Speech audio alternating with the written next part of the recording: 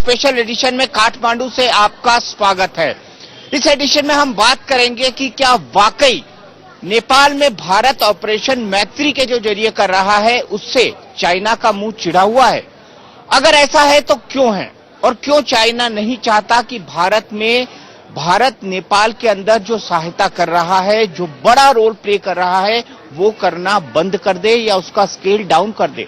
ऐसे कई सारे संकेत हैं जो मिल रहे हैं, जो ये बता रहे हैं कि ऐसा कुछ चाइना करना चाहता है। साथ ही हम बात करेंगे रिलीफ और रेस्क्यू ऑपरेशन की कि आज ये रिलीफ और रेस्क्यू ऑपरेशन जो कि सैटरडे से शुरू हुए थे उसके बाद कहां पहुंचे हैं, क्योंकि भारत ने लंबी छलांग लगाई है। नेपाल सरकार ऑपरेशन हैंडल कर रही है, लेकिन लॉजिस्टिक सपोर्ट जो है वो पूरी तरह से भारतीय वायुसेना, एनडीआरएफ और उससे जुड़ी तमाम एजेंसीज प्रोवाइड करा रही हैं। तो हम अगले 1 घंटे में बात करेंगे राहत और बचाव के काम की। हम अगले 1 घंटे में बात करेंगे कि किस तरह से ये पूरा का पूरा ऑपरेशन मैत्री जिसे नाम दिया गया है वो चल रहा है। नेपाल सरकार ने जो इस पूरे ऑपरेशन को नाम दिया है वो है ऑपरेशन संकट मोचन, वो चल रहा है। हमारे साथ राहत शिविर में रह रहे ये तमाम लोग हैं, इनसे भी बात करने की कोशिश करेंगे, इनसे भी बात करेंगे और इनसे जानेंगे कि क्या मिला।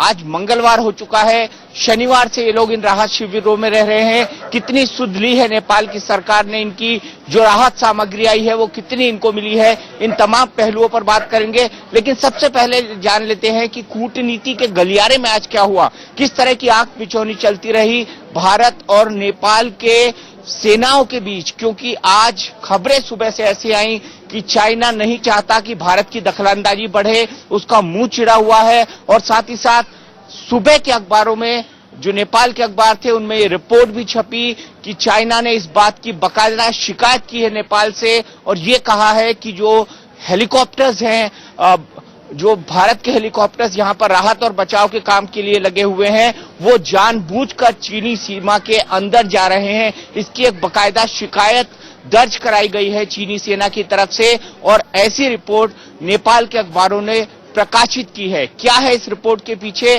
क्या है इस पूरी की पूरी चीनी रणनीति के पीछे और क्या है नेपाल की मजबूरी, आइए सबसे पहले वो जान लेते हैं।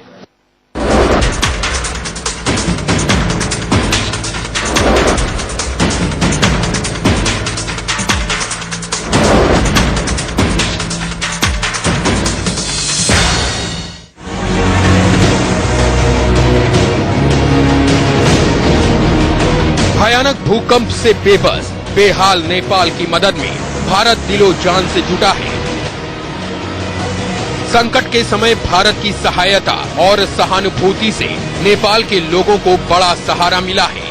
मोदी जी बहुत अच्छा काम कर रहे हैं, सेना बहुत अच्छा काम कर रही है, उसकी वजह से हम जा रहे हैं। हमारे को यहाँ से जाने की, निकलने की कोई उम्मीद नहीं थी। रोड साइड है, रोड साइड में बहुत बार आया था पहले, इधर जो लैंडस्लाइड गया था, अभी इधर हमारे गांव में पहली बार हेलीकॉप्टर घुसा है। नेपाल में भारत की ओर से चलाए जा रहे राहत और बचाव कार्य की सराहना पूरी दुनिया में हो रही है। स्पेन के अलावा और किसी देश ने भी मदद मांगी? 3 और देशों ने भी हमारे से मदद मांगी है। कुछ अमेरिका के भी यात्री, टूरिस्ट यात्री वहां फंसे हुए हैं, कुछ ऑस्ट्रेलिया के भी हैं, तो हम उनको भी ये सुविधा उपलब्ध करा रहे हैं। और खुद नेपाल की सरकार कह रही है कि वो भारत से मिल रही मदद के लिए दिल से शुक्रगुजार है।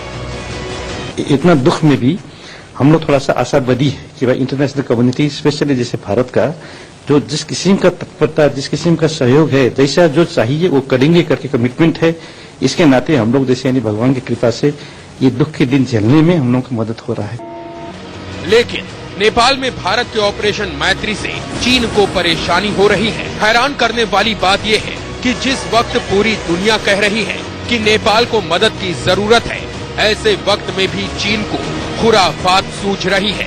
चीन ने अब नेपाल पर कूटनीतिक दबाव बनाना शुरू कर दिया है और इसी नियत से उसने भारत पर इल्जाम लगाया है कि भारतीय वायुसेना के हेलीकॉप्टर चीन के इलाके में ताक झांक कर रहे हैं। चीन के दबाव और भारत की तारीफ के बाद नेपाली सेना भारतीय दलों पर पाबंदियां लगा रही है। भारतीय हेलीकॉप्टरों में सेना के जवानों और भारतीयों को जाने से रोका जा रहा है। इसके साथ ही जिन इलाकों में रेस्क्यू ऑपरेशन चल रहा है वहां भी भारतीय दलों और मीडिया को जाने से रोका जा रहा है। Today Indian journalists were going through Air Force to remote areas of Nepal, but they were stopped. Why? And is there any pressure from China? And I don't think there is any problem to that, but the problem is, firstly, we would like to get the casualties first, and then I'm sure in subsequent time there will not be any problem. There's not any issues of that nature. We do not have any differences. We are one. We are here to help, and we are getting good support from both our friendly foreign countries. अब बड़ा सवाल यह है कि आखिर चीन को भारत के ऑपरेशन मैत्री से चिढ़ क्यों है। जानकारों का कहना है कि चीन इस बात से परेशान है कि भारत की मदद और हमदर्दी से नेपाल की जनता पूरी तरह भारत की मुरीद हो जाएगी और नेपाल में अपनी जड़ें मजबूत करने के चीन के इरादों को झटका लग जाएगा। चीन पहले से ही नेपाल को अपने झांसे में लेने की कोशिश करता रहा है, ये बात सबको पता है। चीन को भारत की बढ़ती साख रास नहीं आती, ये भी सबको पता है। लेकिन सवाल ये है कि क्या चीन इंसानियत का तकाजा भी नहीं समझता? आखिर क्यों नेपाल में इतने बड़े संकट के दौरान भी चीन अपनी छोटी सोच दिखा रहा है? काठमांडू में दीपक चौरसिया के साथ ब्यूरो रिपोर्ट, इंडिया न्यूज। तो बड़ा सवाल यहाँ पर यह खड़ा होता है कि आखिरकार क्यों हो रहा है ये सब? क्या इसकी मजबूरियां हैं, क्या इसके कारण हैं और क्या इसके डिप्लोमेटिक फॉलोआउट हो सकते हैं? इन तमाम सवालों का जवाब हम टटोलने की कोशिश करेंगे और साथ ही साथ राहत और बचाव के काम की भी पड़ताल करने की हम कोशिश करेंगे। यहाँ पर हमारे साथ कई ऐसे लोग मौजूद हैं, मेरे कैमरामैन आपको दिखाएंगे, संदीप ये बताएंगे आपको कि किस तरह से ये लोग अभी भी राहत शिविरों के अंदर, कैंप के अंदर अपनी जिंदगी बसर करने के लिए मजबूर है। आप देख सकते हैं इन तमाम लोगों को अभी भी उम्मीद नहीं छोड़ी है इन लोगों ने, लेकिन फिर भी जिंदगी इनकी दुश्वारियां भरी है, तकलीफ भरी है। हम इन तक आए और इनके राहत और बचाव की बात करें, इनको पानी मिल रहा है कि नहीं, इनको खाना मिल रहा है कि नहीं, इनको बारिश का सामना करना पड़ रहा है क्योंकि आज दिन भर काफी बारिश हुई है और भीगे हुए सब लोग हैं यहाँ पर। बहुत कम लोगों को यहाँ पर इस तरह का शेल्टर नसीब हुआ है क्योंकि इसी शेल्टर के नीचे हजारों की तादाद में लोग यहाँ पर मौजूद हैं, लेकिन कुछ चंद सैकड़ों ही लोग इस शेल्टर को पा सके हैं। बाकी लोगों को, बच्चों को, बूढ़ों को, बीमार लोगों को खुली छत के नीचे बरसते पानी में, भीगते पानी में रहना पड़ रहा है। ये भी एक बहुत बड़ी समस्या है क्योंकि भूकंप के बाद मौसम की मार भी झेलनी पड़ रही है लोगों को। हम आगे बढ़े, इंडो, नेपाल, चाइना पर बात करें, लेकिन उससे पहले क्विक रिएक्शन जान लेते हैं तमाम लोगों का जो यहाँ पर मौजूद है। मैं आपसे जानना चाहूंगा कितने दिन से आप कैंप में रह रहे हैं? ये 4 दिन हो गया आज। 4 दिन शनिवार। तो किस किस तरह की दिक्कतों का सामना करना पड़ा? दिक्कत तो पहले तो भूकंप के घर गिर गया, सारा चीज है, जो भी हम जहाँ रह रहे थे वहाँ आपका घर मकान सारा गिर गया। तो उसके वजह से हम यहाँ आ गए। यहाँ आए तो काफी सारा परेशान जो हो रहे हैं, न खाने को मिल रहा है, न रहने को मिल रहा है, न तंबू टेंट कुछ भी नहीं है यहाँ पे। तो परसों जो कल जो बारिश, परसों रात को बारिश हुई थी, उस बारिश में भी हमें दिक्कत आई और आज जो दिन में आई उस बारिश में भी हम भीगते हुए बैठे और उसी वजह से मेरे को सर्दी जुकाम ऐसे काफी सारी बीमारियां झेलने पड़ रही है मेरे को। अच्छा ये बताओ, पीने के पानी की कोई व्यवस्था है क्या? पीने का पानी है, अभी आज से मिल रहा है, लेकिन उसमें काफी लंबी लाइनें हैं, काफी ऐसा है, यही है, पानी मिल रही है। पानी मिल रहा है। पहले 3 दिन में पानी की बड़ी दिक्कत हुई? पहले दिन में पानी की दिक्कतें थी, दूसरे दिन में से पानी की दिक्कतें कम हुई।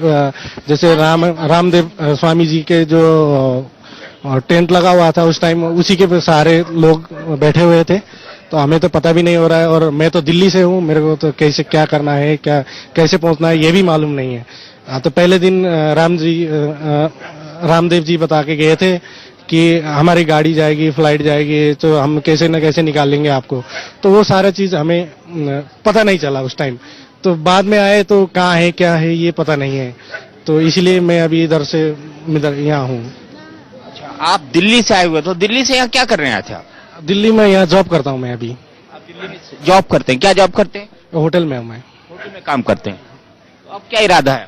दिल्ली जाना चाहता हूँ और बच्चे भी है, मैं भी हूँ, तो कैसे जाए ये मेरे को भी नहीं पता है कि कैसे यहाँ से चले जाऊँ। ऐसा हो रहा है, कोई कहते हैं कि रास्ता नहीं है, ये है वो है, ये सब तनाव बातें आ रही है तमाम। हम आपको बताते हैं रास्ता है, बढ़िया है, और भारत सरकार और उत्तर प्रदेश सरकार बस भी चला रही है। अच्छा, तो कहाँ से मिलती है, कहाँ से जाना है, कैसे जाए ये बता दीजिए।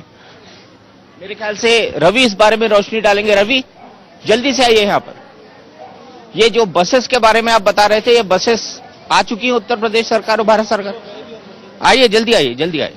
विपिन, तकरीबन सर 1000 बसेस उत्तर प्रदेश सरकार की तरफ से आई हैं और मैं खुद उस बस में सफर करके आ रहा हूं और उस बस में अभी तक सुबह से लगभग 5000 लोग यहां से भेजे जा चुके हैं और 100 बसें ऐसी हैं जो ऑन वे हैं। निःशुल्क इनका भारत नेपाल मैत्री बस सेवा इसका नाम रखा गया और निःशुल्क उत्तर प्रदेश सरकार की तरफ से बस सेवा प्रोवाइड कराई गई है और बिल्कुल पशुपतिनाथ मंदिर के सामने जो बस स्टैंड बनाया गया है वहां अभी भी इन बसों में लोग सवार होकर सोनाली बॉर्डर और गोरखपुर छोड़ा जा रहा है और गोरखपुर से ये लोग जहां जिस राज्य के रहने वाले हैं वहां तक अपने गंतव्य से अपने पैसे से जा सकेंगे। गोरखपुर तक फ्री सेवा है। आप बताइए, पशुपतिनाथ के सामने जो बस स्टैंड है वहां से आपको बस मिल रही है, तो वहां से अब जाएंगे कैसे? हमारा तो घर मकान सारा जो भी था जहाँ रह रहे थे वो गिर गया, तो हमारे पास तो पैसे नहीं है, कुछ नहीं है। वहाँ फ्री बस सेवा है, फ्री बस सेवा है। उत्तर प्रदेश गोरखपुर से कह रहे हैं, तो गोरखपुर से वहां तक कैसे जाएंगे? दिल्ली जाना है मेरे को, तो बच्चा है, मैं हूँ और वाइफ है, तो वहां तक कैसे पहुंचेंगे? गोरखपुर से उधर दिल्ली पहुंचना है मेरे को। दिक्कत ये है, अभी कुछ भी नहीं है हमारे पास। तो मेरे पास तो एक टॉवल है और मेरे ये कपड़े खाली। दिक्कतें यहाँ पर बहुत है, समस्याएं बहुत है। हमारे भाई साहब को यहाँ से दिल्ली पहुंचना है, लेकिन गोरखपुर तक तो इनको फ्री सेवा मिल रही है। लेकिन अगर बात करी जाए तो इनका ये कहना है कि इनको गोरखपुर से दिल्ली तक जाना है और इनके बदन पर सिर्फ एक तौलिया है, ये कपड़े हैं और इसके अलावा कुछ नहीं। तो ऐसे में वो सफर कैसे करें, बच्चों को कैसे लेकर जाएं, ये इनके सामने एक बहुत बड़ी चुनौती है। आप बताइए बेटा, आप कितने दिन से इस शिविर में रह रही? 3 दिन से। 3 दिन से। क्या करती हैं आप? जी हम पढ़ते हैं, कॉलेज में पढ़ रहे हैं और यहाँ पे 3 दिन से हम लोग यहाँ पे हैं। पानी भी बहुत ज्यादा पड़ता है यहाँ पे, तो रहने के लिए टेंट भी नहीं है। हम लोग एयरपोर्ट भी गए थे, बोला गया था कि फ्री में हमें भेजा जा रहा है, लेकिन हम गए थे वहाँ पे दरवाजे के अंदर भी नहीं जाने दिया गया हम लोगों को। एक लोग का टिकट 30,000 बोल रहा है, तो हम लोग 20-20 लोग हैं, कैसे जाएंगे? और रोड का बसेस का बोला गया है, लेकिन वहाँ पे बहुत ज्यादा बसेस है जो कि पहुँच नहीं पा रही है, रास्ते में गिर जा रही है। इसीलिए डर के वजह से अभी हम लोग यहीं पे रुके हुए हैं। बेटा कोई बस गिर नहीं रही है, हम आपको बता दें कि इस तरह की अफवाहों पर आप मत जाओ। रास्ता ठीक है, रास्ता क्लियर है, कोई बस गिर नहीं रही है।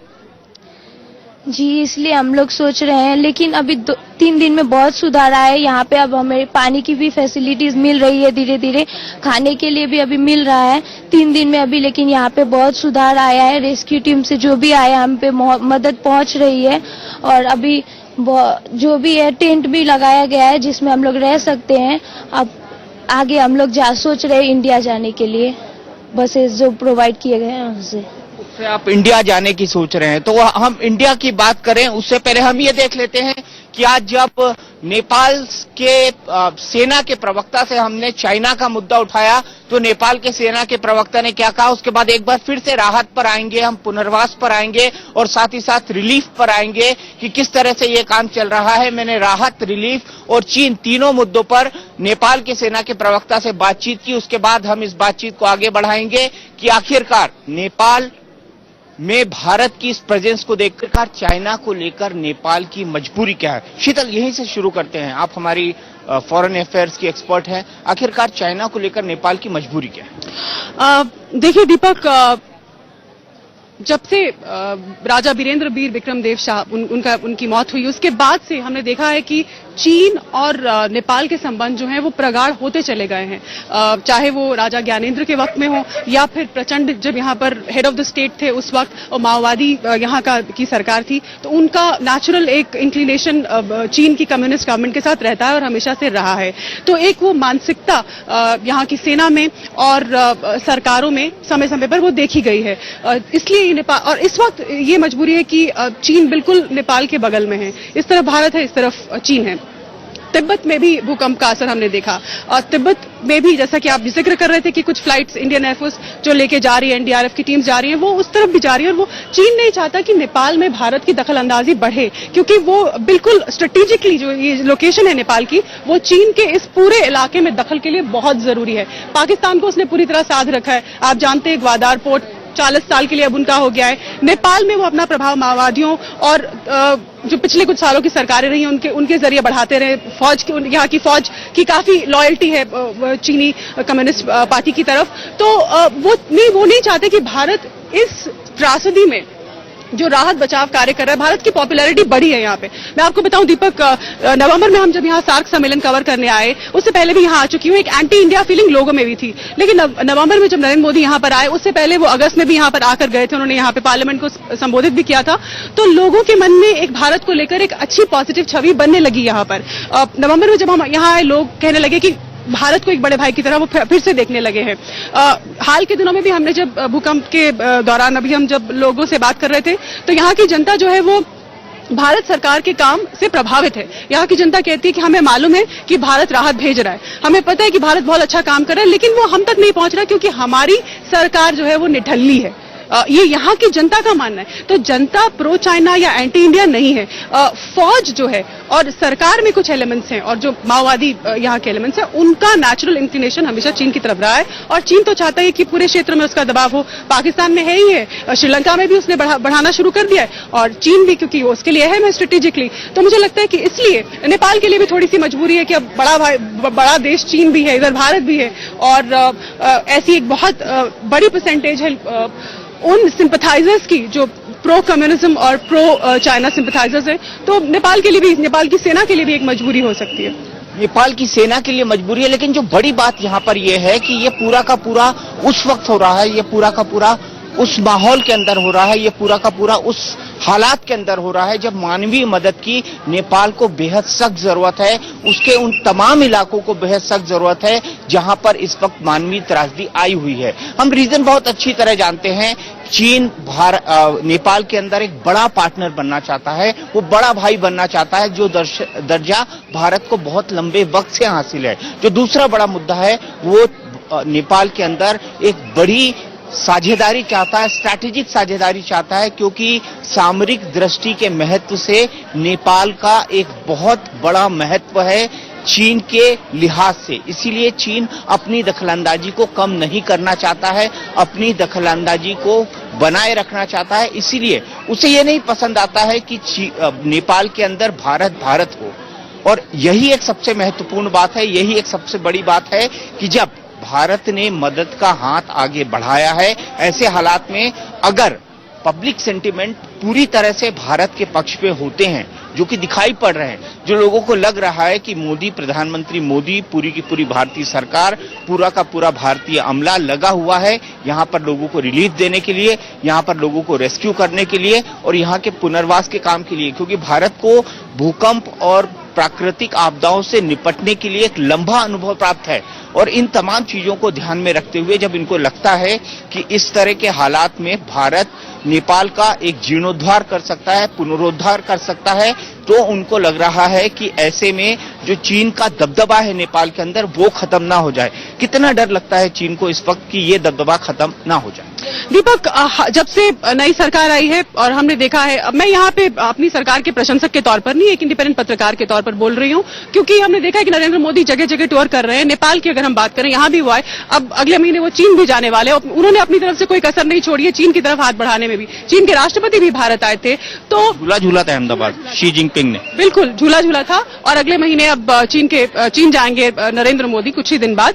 लेकिन प्रधानमंत्री मोदी एक छाप छोड़ने में कामयाब हुए हैं। जैसे कि मैंने आपको बताया कि पिछले कुछ महीनों में जब हमने यहाँ के दौरे किए, 2 बार मैं यहाँ आ चुकी हूँ पिछले 7-8 महीने में, तो मैंने यहाँ की जनता में बदलाव पाया है। मोदी के प्रति सेंटिमेंट उनका पॉजिटिव हुआ है, मोदी को पसंद करने लगे, उनको लगने लगा कि भारत एक हमारा शुभ चिंतक है, हमारी मदद वो करता है, हम पर दबंगई नहीं करना चाहता, हमारी मदद करना चाहता है और एक बड़ा भाई है।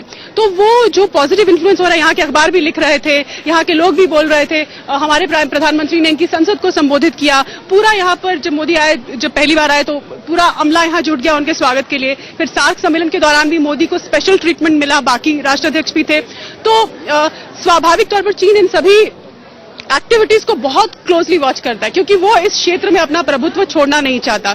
और पाकिस्तान, श्रीलंका, बाकी देशों से उसे दिक्कत नहीं। अब नेपाल स्ट्रेटेजिकली सबसे इंपॉर्टेंट है दीपक, क्योंकि हिमालयन रेंज यहाँ में पड़ता है ये तिब्बत यहाँ पर है, नेपाल के बिल्कुल पीछे तिब्बत है जो जिस पर चाइना का जबरदस्त इंटरेस्ट है और उसकी पॉलिसी पूरी दुनिया नकारती है। भारत का जो तिब्बत पर रुख है उसको भी चीन पसंद नहीं करता कि भारत तिब्बत ऑटोनमस तिब्बत की बात करता है या तिब्बतियों को शरण दे रखी है उसने भारत में धर्मशाला में।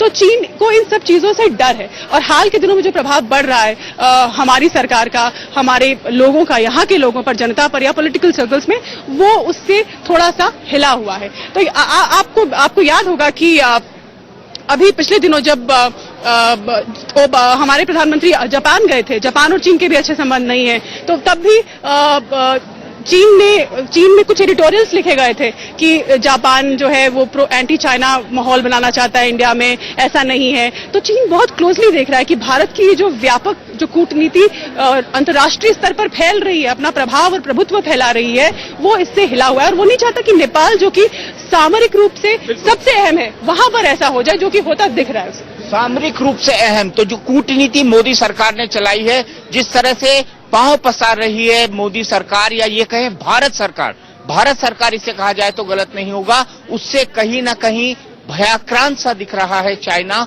और इसी के चलते उसको लगता है कि उसका प्रभुत्व तो इन इलाकों में समाप्त ना हो जाए। समाप्त तो हम नहीं कहेंगे, प्रभुत्व तो कभी समाप्त नहीं होता, लेकिन कमजोर ना पड़ पाए, इसीलिए वो इस तरह की स्ट्रैटेजी अपना रहा है। हम बात करेंगे राहत और बचाव के काम की इस ब्रेक के बाद। से स्वागत है। भारत जो यहाँ पर राहत और बचाव के काम कर रहा है, उसका डंका पूरी दुनिया में मचा हुआ है।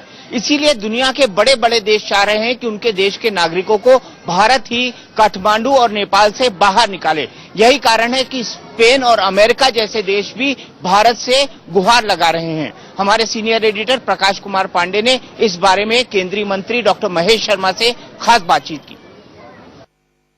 भारत सरकार मदद कर रही है वहां पे, हालांकि अन्य अंतर्राष्ट्रीय सेवाएं भी वहां मौजूद पहुंचने लगी हैं। अब ऐसे में एक पुनर्वास जो है वो एक बड़ी समस्या होगी, और चूंकि भारत से लगा हुआ देश है, तमाम बुद्ध सर्किट है, जहां तक मुझे जानकारी है, वो भी हम जॉइंटली जो है हैंडल करते हैं। अब वो एक समस्या से कैसे निपटा जाएगा, क्योंकि पर्यटन एक बहुत बड़ा स्रोत था।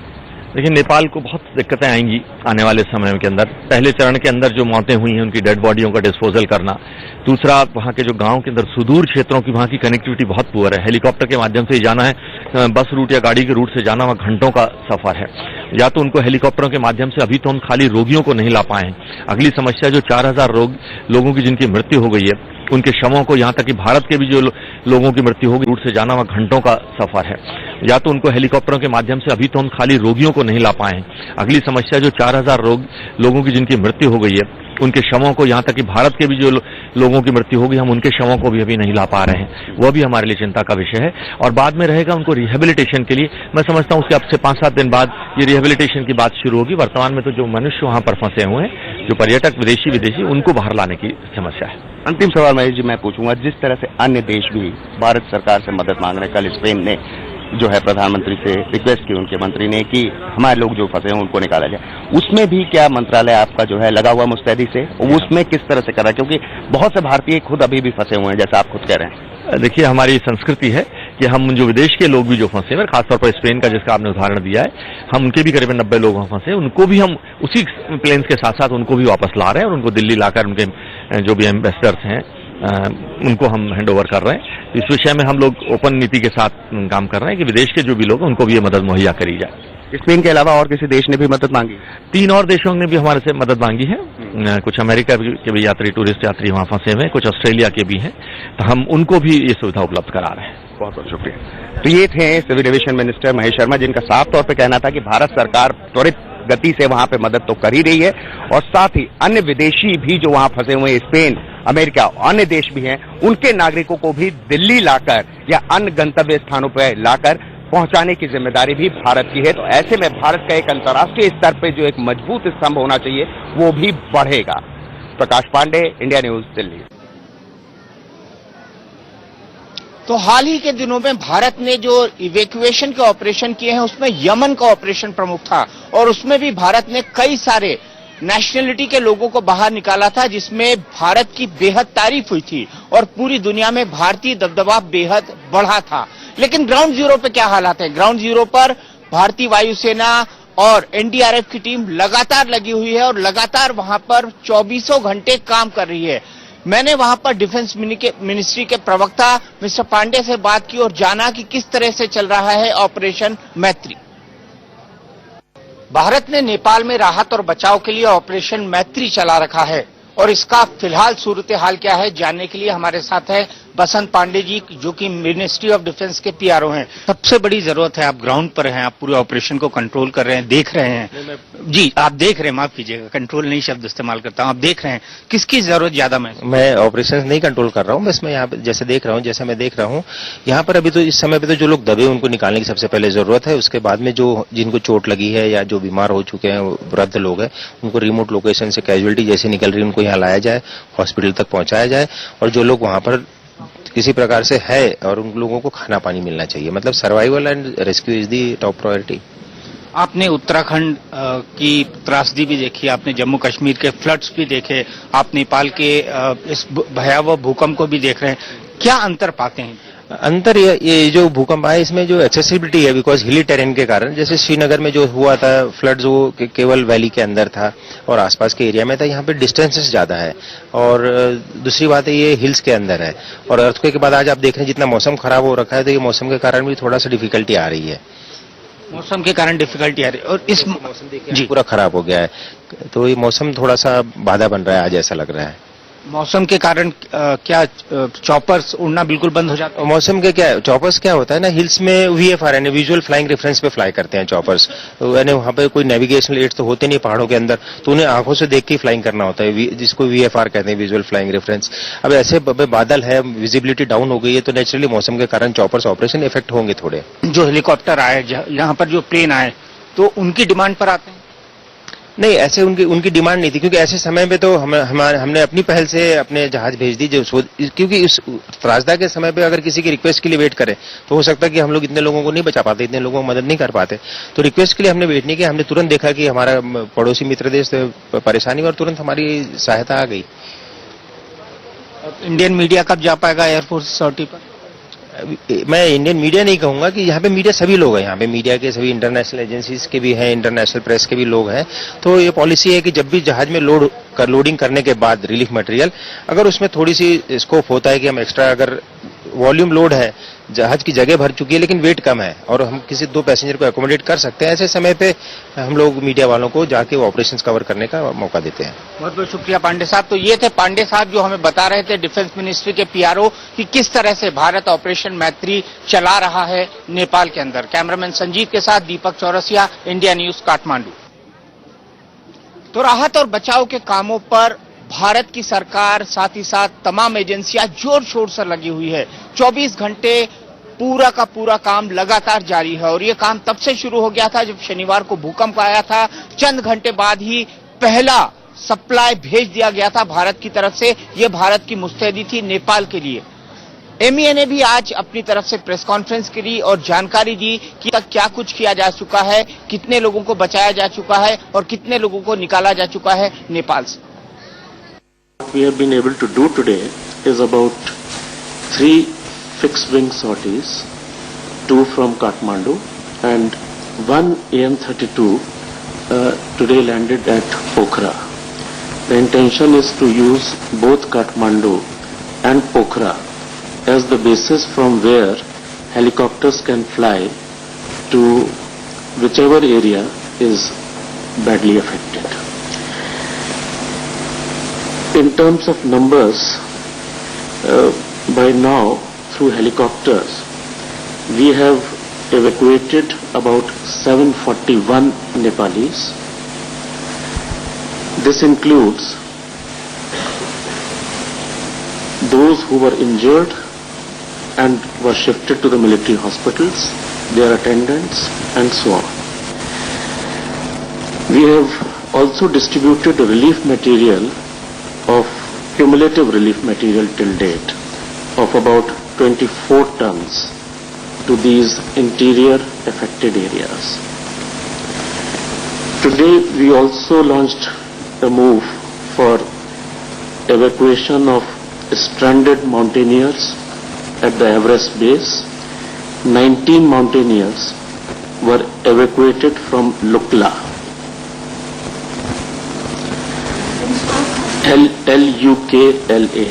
LUKLA.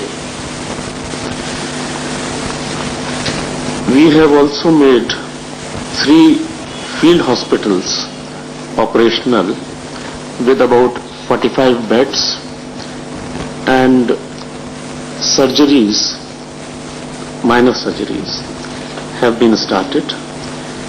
I have reports of 3 surgeries which have already been conducted there, but now we have 45 beds covering 3 army field hospitals.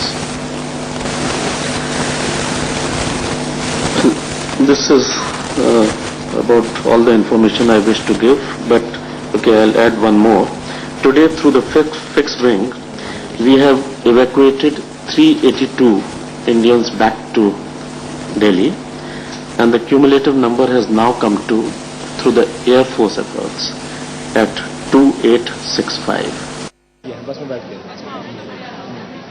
तो आपने देखा किस तरह से नेपालियों को बचा रही है, नेपाली भाइयों को बचा रही है भारतीय सेना, और किस तरह से विदेश मंत्रालय ने हमें जानकारी दी कि किस तरह से वहां पर 3 हॉस्पिटल खोले गए हैं जिसमें माइनर सर्जरी की जा रही है भारतीय डॉक्टरों के द्वारा। मेरे साथ मेरे 2 सहयोगी रवि और विपिन हैं। विपिन लगातार बने हुए हैं, रवि लगातार बने हुए हैं। रवि, ये जो नेपाली भाइयों को बचाया गया उसमें किस तरह से इनको आइडेंटिफाई किया जाता है और किस तरह से इनको रेस्क्यू किया जाता है? देखिए, ये भले ही चीन कितनी भी तकलीफ में इस बात से क्यों ना हो, मगर सच ये है कि जो एजेंसीज हैं नेपाल की एजेंसीज हम टारगेट देती हैं हमारी फोर्सेस को कि फला जगह पर आपको जाना है, सॉटी लेकर जानी है, वहां पर इतने लोग हमारे फंसे हुए हैं, और उन इनपुट्स के आधार पर हमारी टीमें वहां पर जाती हैं और फिर उनको रेस्क्यू करा कर लाया जाता है। अगर मैं आज ही की बात करूं तो 547 लोगों को आज में बचाया गया है, और आज मौसम भी खराब रहा था, लेकिन इन सब बातों की फर्क नहीं पड़ता है किसी भी तरह से। लगातार टीमें लगी हुई हैं और लगातार जो नेपाली अथॉरिटीज जैसे भी डायरेक्शन देती हैं उसी के आधार पर काम होता है।